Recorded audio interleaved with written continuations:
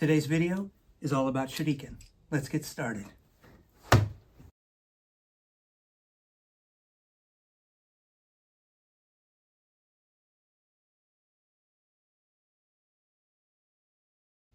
Hey guys, welcome to the video. Today assisting me is going to be my beautiful wife, Erika Sensei. Hey guys, I'm Erika from Koicast on YouTube. And we're going to be covering, as we mentioned in the intro, everything, well, maybe not everything, but we're going to be covering Shuriken today. 3 basic areas. The first part of the video, we're going to talk briefly about the history of Shuriken and some thoughts and ideas we have about Shuriken. Then we're going to discuss a review of a video we watched from Kizaki Sensei. Kizaki Sensei. It's a video, it's kind of got 2 parts to it. It's the first portion is all about Shuriken, this Waden Ryu, their Shuriken Jutsu, and the second half of that video is more Jujutsu, which we're not going to get too much into today. And then I'm going to discuss for you guys this big target behind me, how I made it, some tips and tricks for you if you want to make one too, and why I did it the way I did. All right, let's get going. So firstly, a few things about Shuriken. First of all, what comes to mind when you see Shuriken? Obviously ninjas, right guys? Yeah, that's what everyone thinks, right? And typically, I know here in the West, I don't know if it's the same for you growing up in Japan. Yeah, in Japan too. Shuriken, ninja, they just go together. Yeah, but, right? but was it, when you were growing up, was it the star-shaped ones? Yes. Okay. In fact, as a child, everybody made those origami shurikens. Oh, You made right. it too, right? Yeah. The Japanese lady taught you as a child. Yeah. So yeah, all the Japanese kids make it, pretend to be ninjas, throw it at each other. It's made by paper, so you don't hurt each other, but it's real fun. Yeah, our children all know how to make them. So now that I think about that, that's they learn from certain somebody. But the irony is, I think what was probably more popular for those that were throwing shuriken is the bow shuriken shape. Now, bow probably meaning stick. Yes, bow is stick. Stick, but you can think of it as being straight too. So not meaning, just in the concept of what's being implied there. I think even Japanese people, honestly, study. When they hear shuriken, they don't picture this style. Right. Most people. And when I say popular or the most frequently used, I'm referring to samurai and those that were throwing using shuriken. And with that is that samurai definitely learned to use these too. And we know that because it's in the curriculum of several old kobudo. So we know for a fact that that's the case. Kobudo that don't really have ninja attached to them.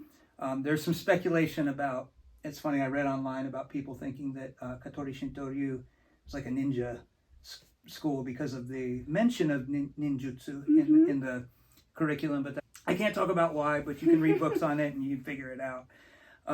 So yeah, bow shuriken most commonly used. And in fact, I remember hearing a legend, if you will, about somebody who's got the same last name as you, your maiden name, Saito Sensei, who was very prominent in Aikido. He was one of the direct students under Morihei Ueshiba Sensei, or O Sensei, easier to say for me.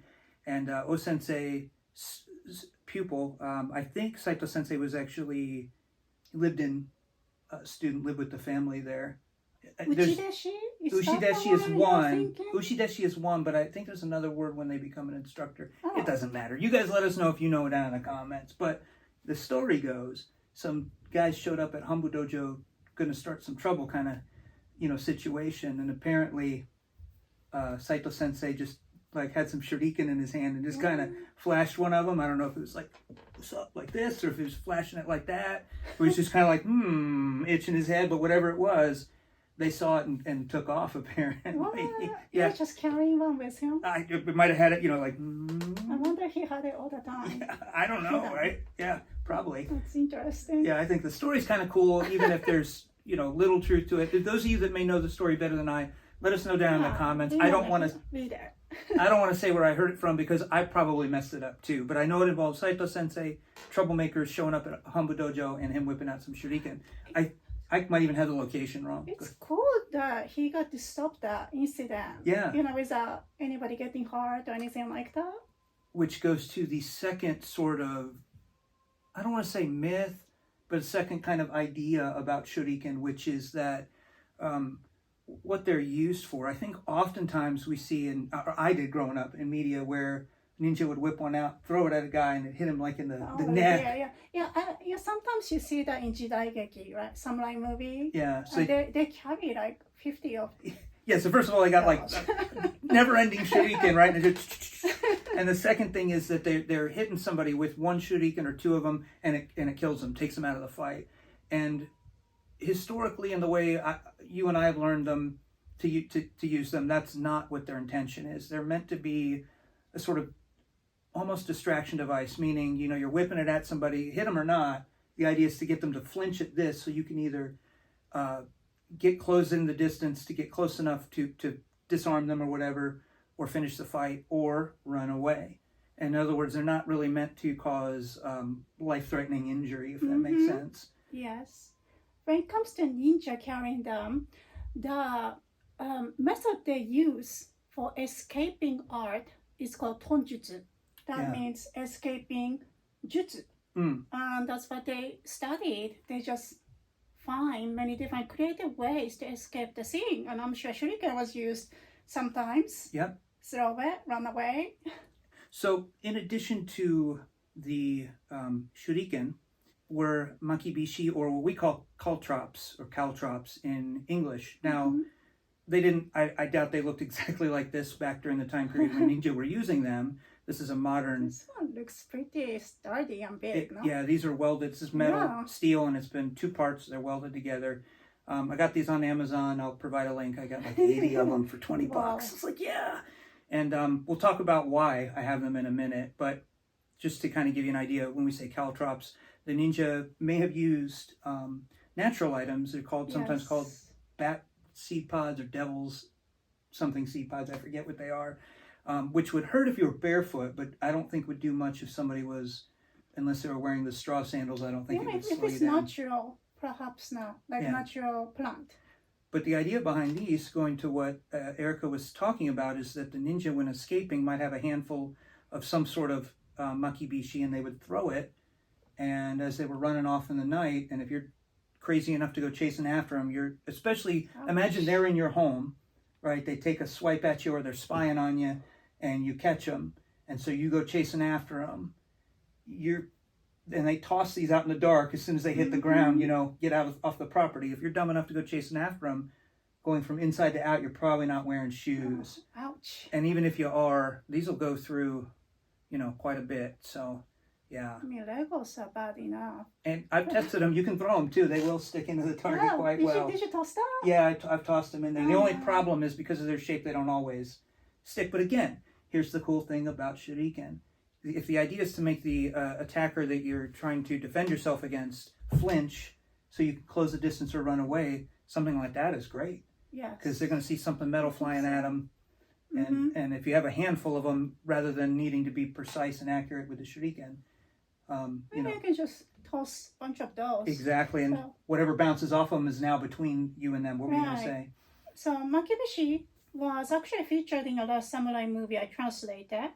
And it was called hishi. Sometimes it's just called hishi. Hishi means diamond shape. Okay. Like Mitsubishi. Yeah. Right? Mitsubishi logo. Yep. Maki part means to scatter. So it's like a scattering diamond. Oh. Does it make sense? Yeah. And it doesn't matter if they're made from metal like this, or if they're made from natural plant or whatever. They're just, all of them can be called hishi, like just saying diamond. It's just today, if you just say hishi, Japanese people might assume you're talking about the shape.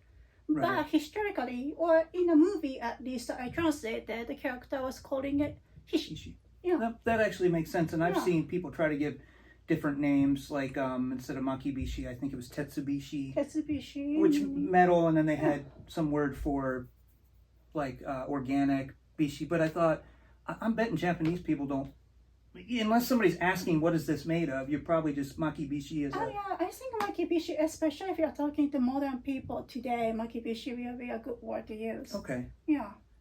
And then on shuriken, ken, like literally like sword, same ken? Okay. And then what's the prefix then for that, the meaning? Any idea without looking at it? Shu part is hand. Ri part is backside. Yeah, shuri. Okay. Yeah, right?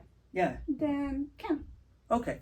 Yeah, so you can think of it, or some people might think of it like a tiny throwing dagger or sword, right? A Yeah. tiny version of the sword. Yeah. And some of the shuriken are in fact shaped kind of like dagger. That's right. That's right. They are. Yeah, they're just little daggers. So they come in many different varieties, which I find interesting. Speaking, while we're on the topic of historical stuff, there is a game. Do you remember the name of it? What was it? Inji Uchi. That's right. I Is think that right? Inji Uchi. I'll put the name, the romanized spelling, Romanji, down I on the have screen. seen different ways it was referred to actually. Oh, really? Do you remember any? I don't remember. It's just a little bit of subtle variations. Yeah. So I've seen it in English translated as ceremony. I think we would call it a game, I think, although it's I don't know much about it, but it seems historically it was used as a game. But I also read from some sources that sometimes it was used as a ceremonial thing. I think when they're used as ceremony, when they're used as game, they're two totally different. They're doing different stuff. I think different but situations. I don't know for sure. It's funny you say that because the 2 times of the year I know for sure they played it or did it was the New Year's celebration and Boys' Day, which is in May, right? Yes. Yeah. So that's 2 times of the year for sure, and there may have been other occasions for it too. Somebody had speculated maybe to ward off evil spirits during a certain time of the year. Yes, there is Japanese tradition of tossing stuff like beans in February to ward off some bad spirits. So in that sense, it makes sense to me. Oh yeah. But sometimes Japanese tradition they might toss stuff to try to ask for protection, perhaps. So I don't know. Yeah. I think when it's used ceremonial sense, I think it depends on the shrine tradition. I'm assuming, that's just my guess. Yeah, that makes a lot of sense. Know. That makes a lot of sense, and of course, some cultures will throw salt. I think to ward off evil. Yes, and there's different. That's universal Japanese thing too. Now this Inji Uchi is not. We need to explain this a little bit more because it's a game, right? You have 2 sides.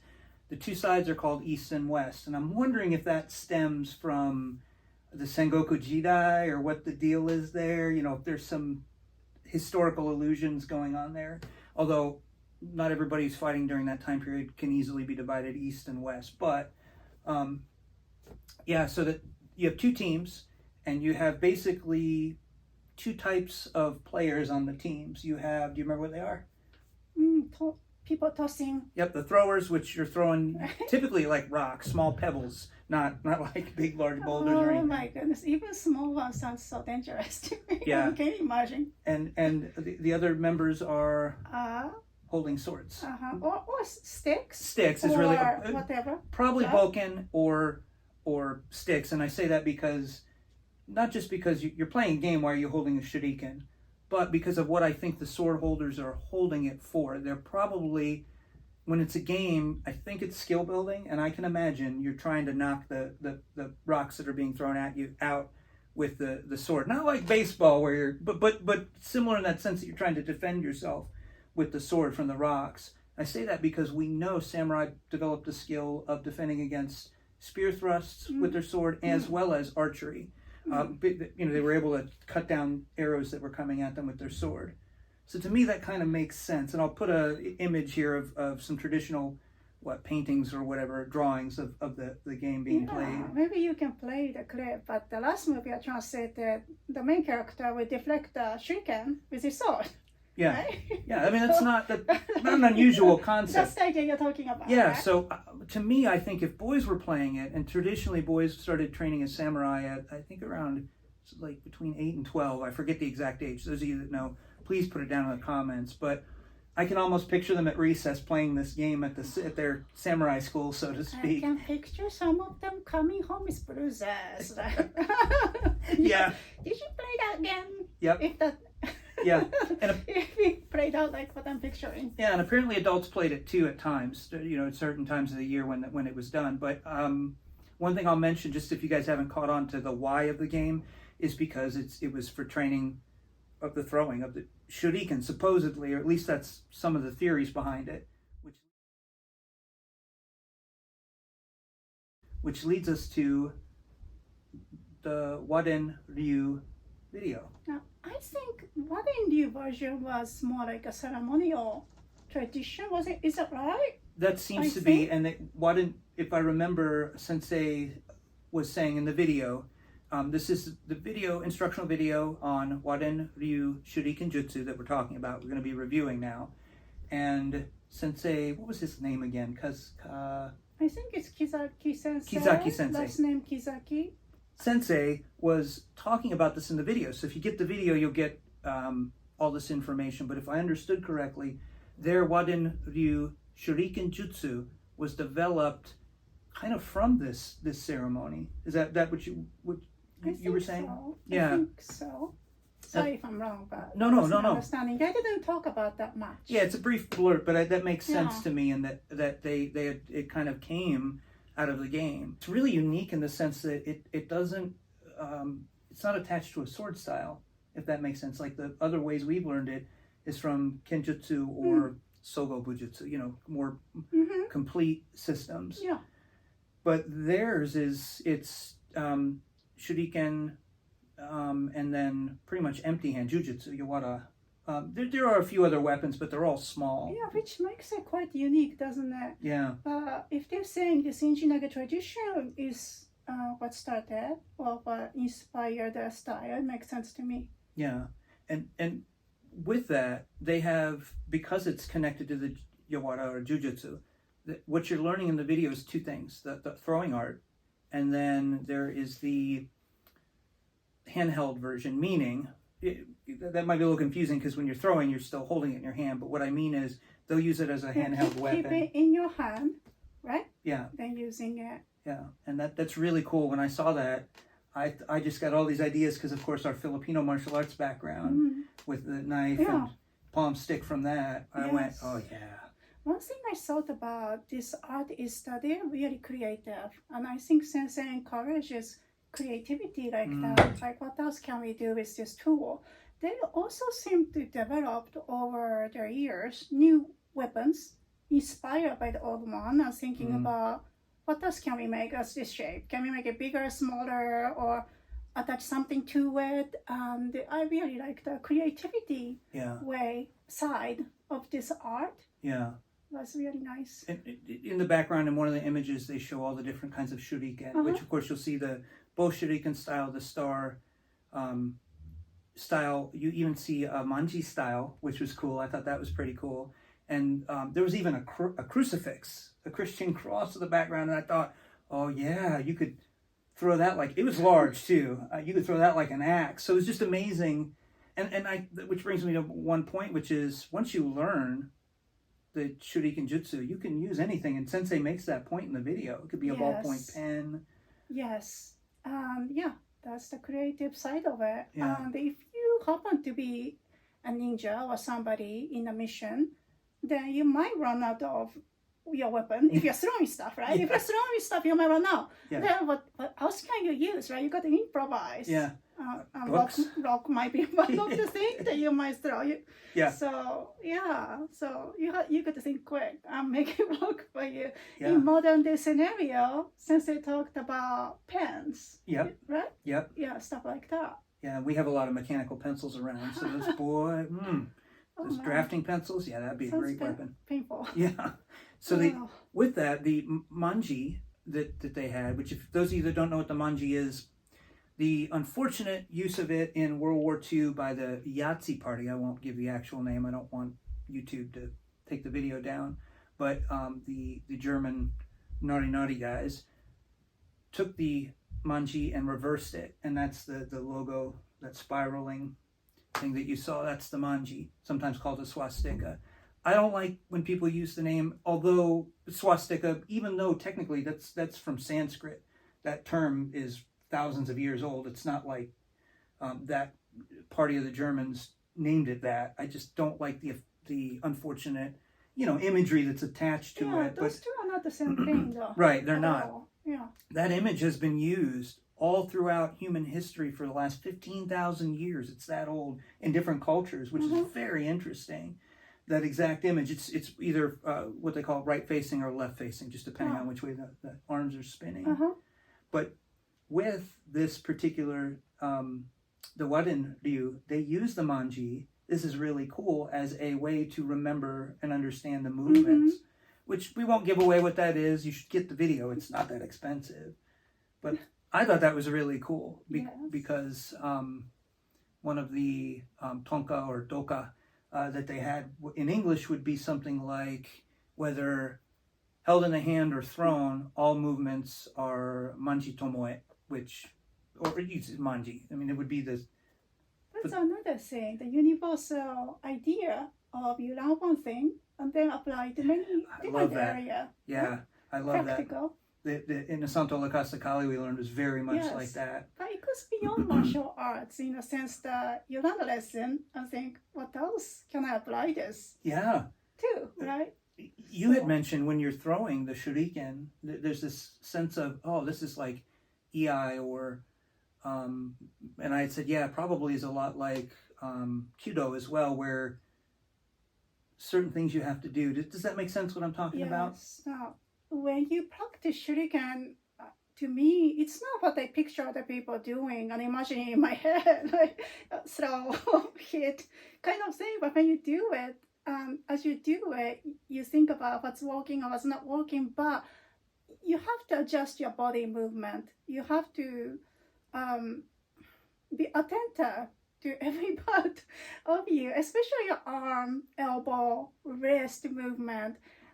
When you start, many people tend to be floppy, want to snap, but less you do that, more efficient you become. So you have to control the initial urge. It really helps you to be attentive. Yeah. Helps you control your body. Yeah. Right, but also your mind. Like if you're doing it when you're scatterbrained, it's kind of hard. But you have to focus on what you're doing, just one thing. Yeah. Because you can miss the target, and you are throwing something that could potentially be lethal or at least hurt. And so you do have to have that sense of focus, that mushin and zanshin. And and also when you're doing it, if you're not focused, it's almost like, what's the point of doing it, right? You may as well just toss, I don't know, paper or paper or something. So, That's a great point. Yeah. So there's more to it than at first. It's not just the pure martial art side of it of using it as a weapon in that sense, I guess. Yes, so that's something I got from actually doing it. Yeah. Maybe you guys practice it and feel something too. Let us know. Yeah, let us know if you've ever trained in it before, or if you, after watching this, you started training in it. Come back and let us know if you experience that kind of thing too. We'd love to know. And then, so throughout that, then this portion of the video that deals with the shuriken, a couple more points, is that they do get into the how-to, the basics. There's something I don't remember. You'll have to tell me if they mention. I'm going to help you guys out with this now.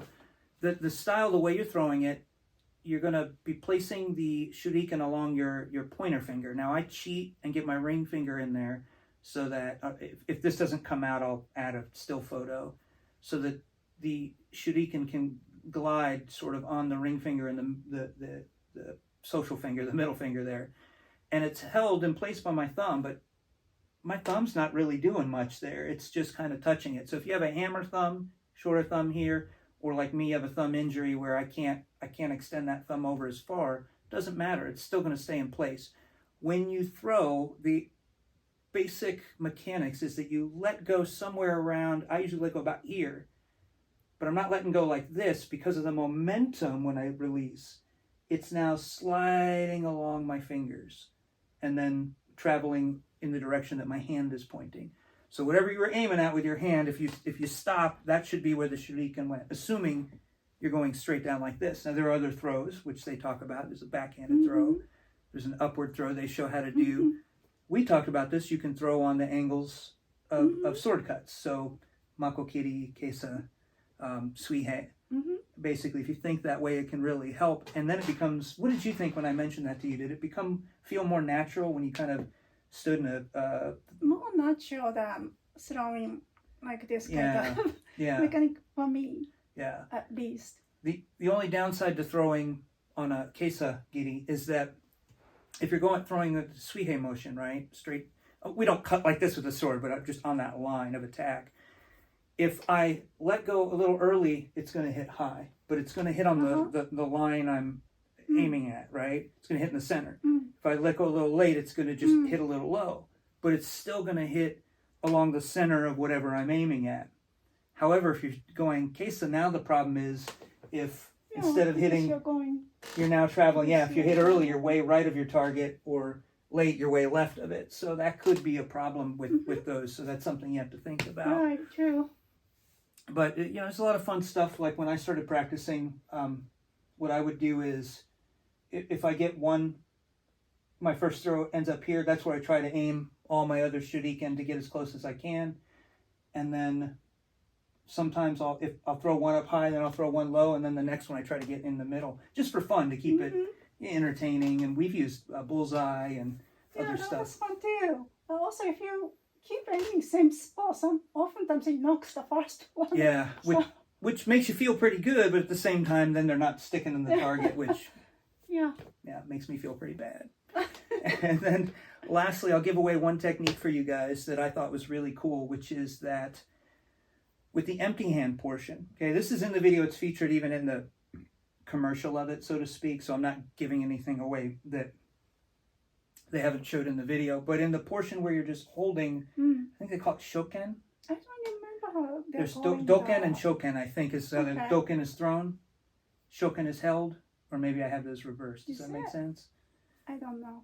I'll put down here. You'll see the right words. At any rate, one of the things they do is that with this grip, you can see the impact of that would hurt. Ouch. So if somebody was holding a knife in here and you were doing some typical... I'm going to hold this here. Yeah. Here you go. Yeah, right. If I wanted to parry that and hit this to try to disarm it, right? Yeah, even if I grab there, if I were to grip, that's going to be really painful. And then, of course, you can, yoke the throat or whatever. But the nice thing is if you hit here, I can always immediately switch my grip to do whatever I need to do with that. So I just found that fascinating because I never thought about holding it like this and hitting with that. And the fact that you can easily switch the grip around to use, the blunt end you could hit with it. Yeah, another thing, it makes you think, makes you creative. Yeah. Think about what else can I do? Yeah. Yeah, really. If you're Professor Wally J. Or his son, I cannot remember his name right now. These guys are incredible at finger locks. You could use it like that. You could just go to town on somebody if you know what you're doing with something like that. So self-defense tool, the neat thing is, it's wonderful. Now, one last thing, I made them training ones. It's got a 1/2-inch dowel rod from Lowe's and made some of these bad boys.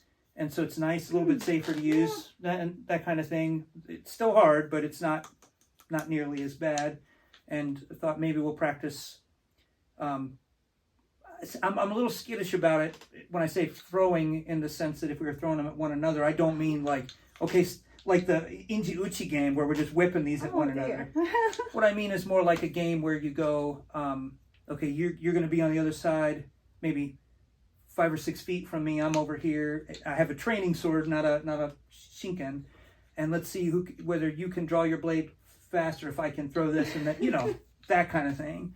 Maybe I'll have you throw at me, but you're aiming for this part of the body. I think we probably still need eye protection. Anyway, but for the empty hand training bits, this is nice. Now, I have a pseudo point on there, but it's still blunt because I didn't want anyone to get injured with that. So you can train it, even just using it as a palm stick. Had they used something like this in the video, that wasn't my idea. And so I thought, hey, let me try to make some of those. So any final thoughts on the video itself? Let's see. I think I covered mostly what I thought about the video, but what else? I had to think about that. You go first. Okay. I'm thinking. So the video in and of itself is at least, I'm pretty sure it's an hour long. And again, you have the throwing shuriken portion, then you have the empty hand portion. They're pretty big in terms of how much material you're getting for the price. I think it's wonderful. The shuriken portion is very well organized, meaning they different angles to throw, and then they get into tactics, which are probably common sense, but if you're new to this kind of thing, I actually really liked it. Tactics, I'll give you one idea, is practicing throwing high and low. The idea being if you had to throw one at somebody and they did try to block with the sword, did you create an opening down here so you throw one high and then one low? Stuff like that. Sort of ways to train, things you can do as far as throwing and tactics. So yeah, I think overall it was a really great video. A lot on the history, the doka, or tanka or whatever. Yeah, like I said, I liked how they're flexible, creative, thinking kind of people. Not just the way they do stuff, but they invent new weapons. They invent the way they attack. They'll even let the student come up with their own combination that works for you. So it's not just learn a traditional way, it seems, but more like this is a traditional way we teach, find out what works for you, which is really nice and inspiring. I also watched this sensei teaching, not from this DVD, but outside of this DVD, and I just find him to be really sweet. The way he teaches things is really, he uses lots of examples from sports. He even talks about how you get ready to aim. You're going to posture kind of like lucky cat. Oh yeah, calling cat. Neko, I can't Maneki think neko. Yeah, maneki. He said maneki neko is smiling, so you have to smile. That kind of thing. It's just so sweet, you know, the way he teaches things. I also noticed when he taught, if the person is not doing perfect, he's still pretty patient and encouraging. So I like his personality, teaching style. Yeah, like that. And I think some people, when they think about traditional Japanese martial art teacher, they might possibly think really strict, mean, or I cannot make mistake, or no, but there are lots of sweet, kind teachers, and that's what I was reminded of, and I saw him instruct. I mean, not that they can't be strict, but not the way we are here in the West. It's you don't different. have to be scared. Yeah, they're not scary. they're and oftentimes they're fun or funny. They're not,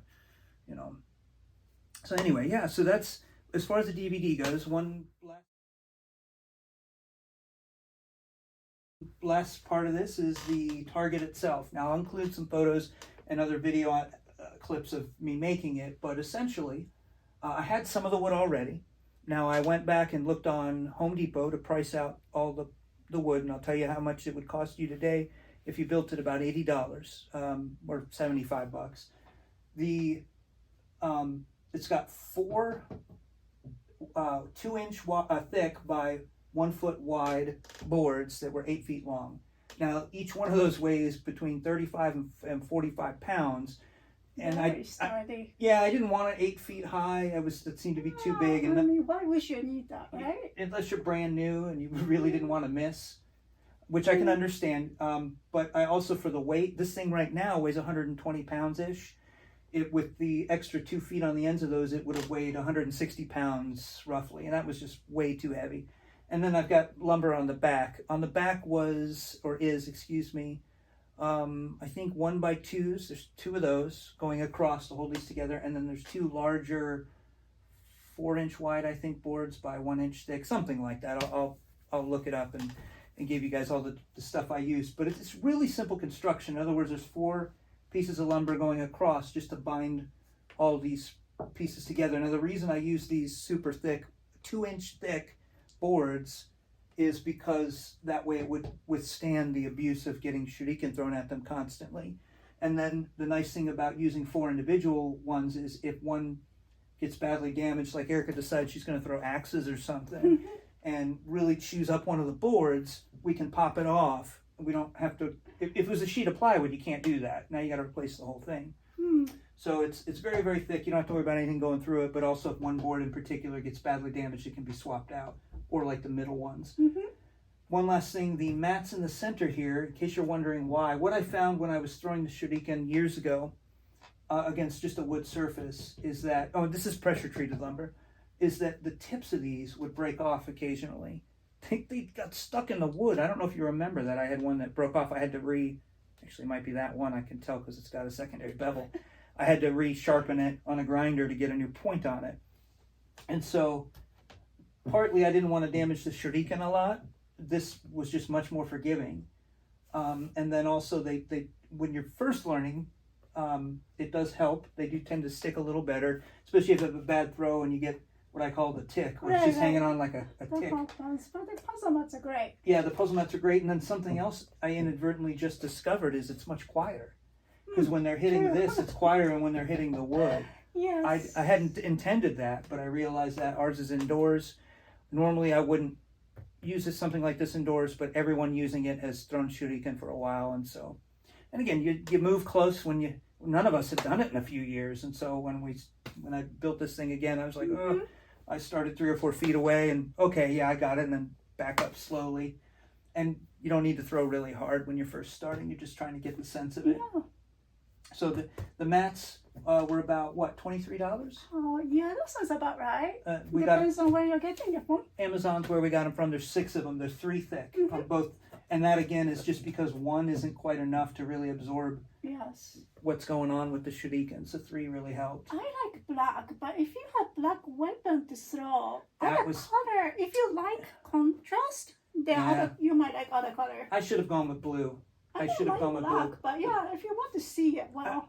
And one of the things we did is we put some paper bullseyes up on them. Of course, those get shredded pretty quick. But Erika beat me when we were throwing at the bullseye. She got a bullseye. I never got one. But you can do that. We did that. You'll see a little bit of video clips of the bullseye being used, I'm sure. When I'm throwing and when you were throwing, I didn't notice a problem seeing them. But on the video, you might. And so that's why the lights and everything, I tried to help with the contrast of the Shuriken. But you know, you can get these in blue, I know for sure, and a few other colors. So that's a good point. Yeah. So yeah, that's it, guys. Now, one last thing. I like to have this target as perpendicular to the ground as possible. And the reason for that is it's kind of like Erika's talking about, there's more to throwing the Shuriken. It can be almost meditative in that sense.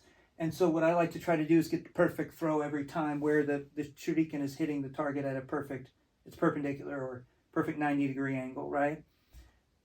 If it lands this way, I know, oh, okay, it under rotated. If it goes this way, it over rotated. Okay, and so that's how I know. So over rotated, under rotated. And we're throwing with a non-spin throw. So when you're throwing and letting go, the Shuriken is doing that. It's like a arc or a rainbow. There's no further rotation. You don't want it to fully spin. It's a no spin throw. It's a little misleading because that makes you feel like it's doing this. She threw it a few times like that, and it was perfect throws. They were really good. I was really sad because I don't think I have that skill. Did you try that? Not yet, but I'm going to after we get done videotaping. At any rate, so it does travel on an arc, and so you can see why I'm looking at where along that arc is it impacting. And that has to do with the distance. We do practice. In here we have about 14 feet max we can use. We lose a few feet that way and that way. It's 20-foot room. But I'm comfortable up to about 12 feet right now. I used to be able to go further than that, but realistically, that's a lot of distance going beyond 14 feet. Now you're talking about why are you using the Shuriken? You have enough distance, why aren't you running away, you know? So, yeah, I think that's about it. Did you have anything else you wanted to add about any of it? It's leaning up against I have a mukjang stand, a Buick, freestanding mukjang stand. And basically it's tied to that to keep it from falling forward. Yeah, that's something people have to be careful about, especially if there is heavy material. Right. And when you're collecting Shuriken. I didn't want the stand being at an angle because that would mess up the throwing angle where they're impacting and all that. I wanted it perpendicular to the ground, so that way, or at a 90 to the ground. You made a great one. Yeah, so that's why it's like that. But you can do it any way you want. Get creative. If you're a lot better than me, you could just use a dartboard, I guess. So I'm just not that good, so I have a bigger target area. Plus, it allows you to throw high and low and do other things. Yeah, exactly. So thank you guys so much for watching this video. I had a ton of fun making the stand and doing this with Erika and studying. And our teenagers are just loving this thing, being able to throw Shuriken again. They probably want to get back in here. So that's it. God bless, guys. Thank you so much for watching, and we'll see you again next time. Bye-bye.